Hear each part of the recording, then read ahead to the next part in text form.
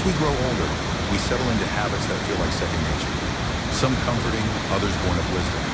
But certain habits can quietly become blind spots, subtly distancing us from family, friends, and even strangers without anyone pointing them out. These behaviors don't reflect our true selves, but they shape how others perceive us, often in ways we don't intend. In this guide, we'll uncover 12 habits you might not realize are affecting your relationships in later years. These aren't about physical appearance, but about actions that can erode dignity, connection, and the respect you've earned over a lifetime. Each point is an invitation to reflect gently, asking yourself, is this habit still serving me, or is it creating a barrier? The beauty is that most of these are fixable with simple awareness and small changes. By the end, you'll have clear insights to carry yourself with greater confidence, grace, and warmth, transforming how others experience you and how you feel about your place in the world. Let's dive in with open hearts and curious minds. 1. Neglecting personal hygiene. One of the first things people notice but rarely mention is a lapse in personal hygiene. It's not about drastic neglect, but the small details. Wearing the same sweater for days, hair that's gone uncombed, fingernails left untrimmed, or a faint odor that lingers after you've left the room. These seem minor, but they carry weight. Hygiene is more than cleanliness. It's a reflection of self-respect. As we age, energy may dip, routines shift, or we might think, who cares at this point? But those around you notice. Your children or grandchildren may hesitate to bring it up, fearing they'll hurt your feelings. Instead, they adjust quietly, sitting a bit farther away at dinner, cutting visits short, or skipping hugs. These shifts aren't about rejecting you, but responding to the message your self-care sends. That you've disengaged, perhaps given up a little. For example, imagine you're at a family gathering. You're wearing a shirt with a faint stain, and your hair looks unkempt. No one says anything, but you notice your niece hesitates before leaning in for a hug. That hesitation isn't personal. It's a reaction to the subtle cues you're sending. When hygiene slips, people unconsciously offer less warmth, assuming you no longer value yourself as you once did. The good news? You don't need to aim for perfection. A fresh outfit, a quick brush through your hair, or regular nail care can signal, I'm still here, and I care about myself and those around me. These small acts invite closeness and respect. Try this. Set a simple routine. Each morning, choose a clean outfit, even if it's casual. Brush your hair, check your nails, and use a light deodorant. If mobility or energy is an issue, ask for help organizing your wardrobe or setting up a grooming station. These steps aren't about vanity, they're about energy. When you present yourself with care, you radiate presence, and others respond with kindness and connection. Hygiene is a quiet language, and speaking it well keeps you engaged with the world. 2. Speaking without a filter. As we age, the inner voice that whispers, maybe don't say that, can grow faint. You might feel liberated thinking, I've earned the right to speak my mind. But what feels like honesty can cross into bluntness, making others uncomfortable. Comments about someone's weight, job, or parenting, often dismissed with, I'm just being real, can sting deeply. People rarely call you out. Instead, they pull back, declining invitations or keeping conversations brief. Honesty without kindness feels like judgment, and over time, it builds walls. Picture this. You're at a coffee shop with a friend, and you remark on the barista's unconventional hairstyle, saying, kids these days look ridiculous. Your friend nods awkwardly but changes the subject. That shift isn't random, it's discomfort. Younger family members especially may avoid sharing personal details if they fear a harsh comment. The fix isn't censorship, but mindfulness. Before speaking, ask, is this helpful? Is it kind? If you wouldn't say it to your grandchild, reconsider saying "muit" to someone else. Wisdom shines brightest when wrapped in compassion. Try pausing during conversations. Count to 3 before responding, giving yourself time to choose words that uplift rather than wound. If you catch yourself being blunt, soften it with humor or curiosity. I guess I don't get it. Tell me more about why that's popular. Your words carry weight, especially now. Use them to foster connection, not distance. If this resonates, comment 2 below to let me know you're here, and consider subscribing for more insights to enrich your relationships. Third, wearing ill-fitting or outdated clothes. There's comfort in routine, eating the same breakfast, walking the same path, wearing the same clothes. But when clothes no longer fit or look cared for, they send a message of disconnection. Baggy pants, tight shirts, or shoes worn thin aren't just fashion choices. They suggest you've stopped seeing yourself in the present. People notice but don't comment, yet their perception shifts. A grandson might hesitate to invite you to his school event, worried you'll stand out not for your presence, but for your appearance. Dressing well isn't about chasing trends or youth. It's about dignity. Clothes that fit your current body and reflect self-respect inspire quiet admiration. Imagine walking into a community event in a well-fitting jacket and polished shoes. No one compliments your outfit directly, but they smile more, engage longer. That's the power of presence. You don't need a full wardrobe overhaul, just a few pieces that feel like you today. Visit a store with a trusted friend or family member to find jeans that fit or a shirt that flatters. If budget is a concern, thrift stores offer quality options. Comfort and care can coexist, showing the world you're still engaged and proud of who you are. Fourth, dominating conversations. With decades of experience, it's natural to want to share stories or advice. But interrupting or overtaking conversations, offering unsolicited solutions or long anecdotes, can silence others. You may not intend to dominate, but when you do, people withdraw. They shorten calls, avoid deep topics, or stop sharing. Imagine you're at a family dinner, and your daughter mentions a work challenge. You launch into a 10-minute story about your career, not noticing her eyes glaze over. She doesn't interrupt, but next time she shares less. Listening is as vital as speaking. Leave pauses, ask questions, and resist the urge to fix everything. Try this. In your next conversation, aim to ask 3 questions before sharing your own thoughts. For example, how did that make you feel? Or, what do you think you'll do next? When others feel heard, they seek your input more. The less you dominate, the more your wisdom resonates.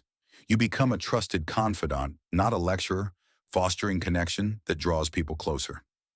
5. Criticizing younger generations.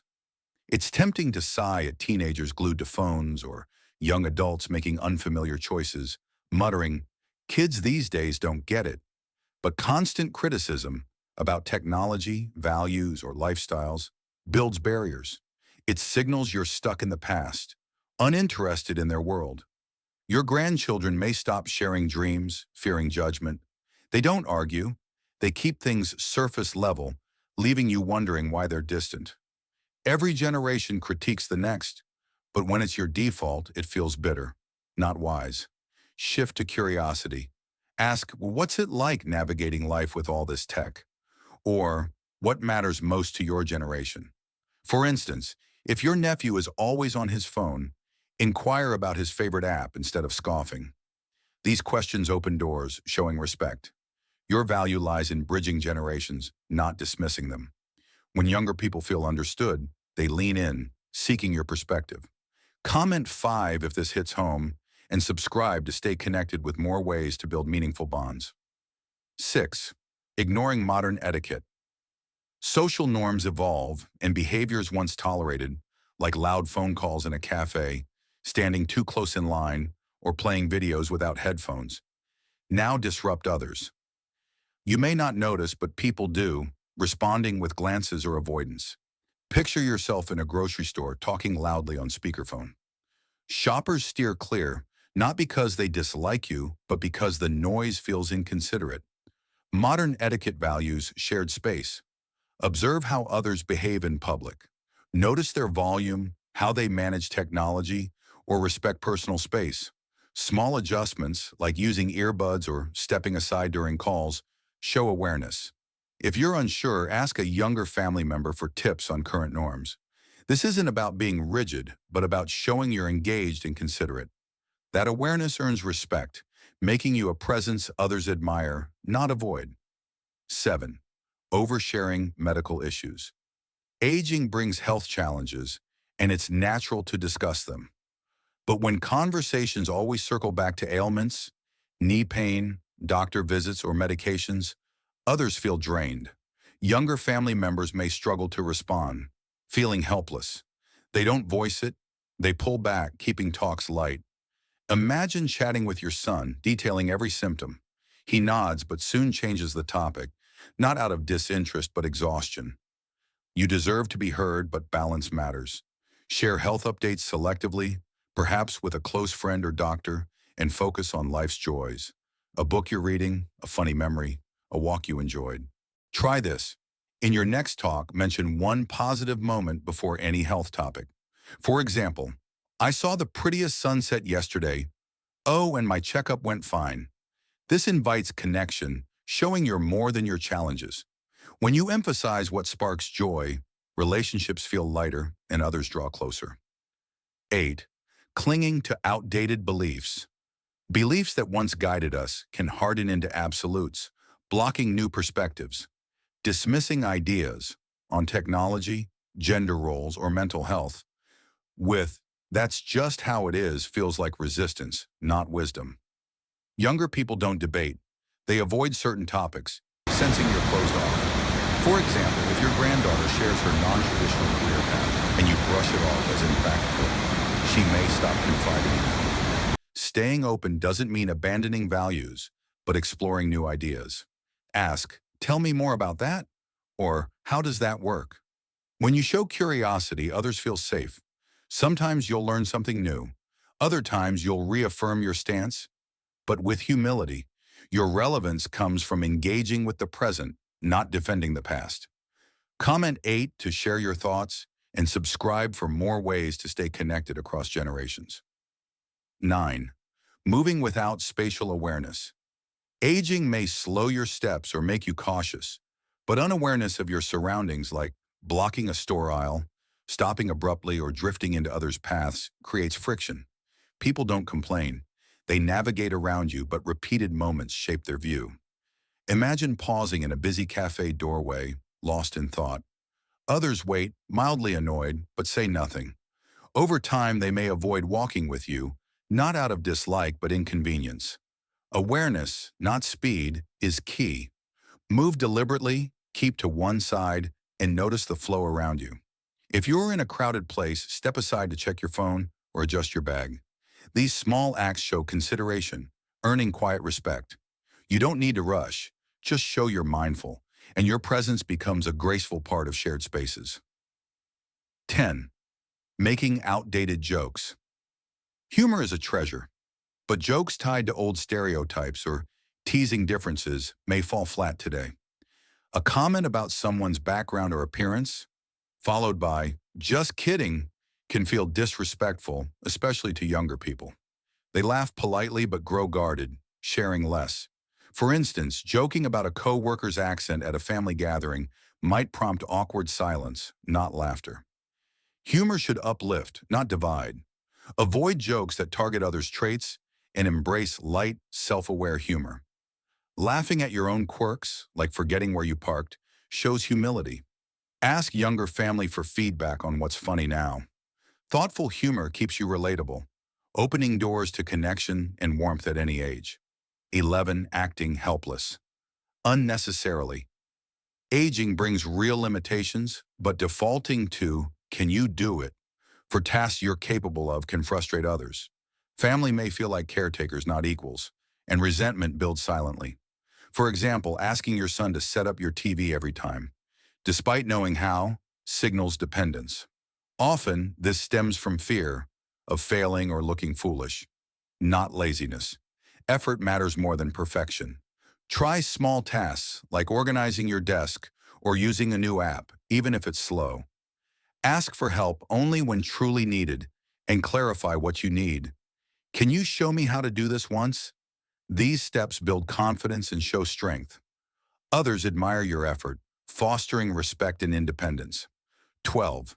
Insisting you're always right. Experience breeds confidence, but always needing to be right. Correcting others, dismissing ideas, or insisting your way is best exhausts people. They don't argue, they withdraw, sharing less. Picture correcting your friend's story at dinner, saying, That's not how it happened. They smile but grow quiet, avoiding future debates. This often masks fear of losing relevance, not arrogance. Wisdom lies in listening. Let others share and offer perspectives gently. I see it differently, but tell me more.